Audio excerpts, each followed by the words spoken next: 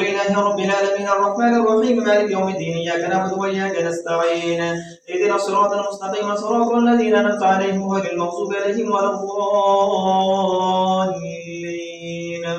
سبحان الذي أسرى بعبده ليلا من المسجد الحرام إلى المسجد الأقصى الذي باركنا حوله لنريه من آياتنا إنه هو السميع البصير وآتينا موسى الكتاب وجعلناه هدى لبني إسرائيل ألا تتخذوا من دوني وكيلا ذرية من حملنا مع نوح إنه كان عبدا شكورا وقضينا إلى بني إسرائيل في الكتاب لتفسدن في الأرض مرتين ولا تعلن علوا كبيرا فإذا جاء وعد أولاهما بعثنا عليكم عبادا لنا أولي بأس شديد فجاسوا خلال الديار وكان وعدا مفعولا ثم رددنا لكم الكرة عليهم وأمددناكم بأموال وبنين وجعلناكم أكثر نفيرا إن أحسنتم أحسنتم لأنفسكم وإن أسأتم فلها فإذا جاء وعد الآخرة ليسوءوا وجوهكم وليدخلوا المسجد كما دخلوا أول مرة ويتبروا ما لو تتبيرا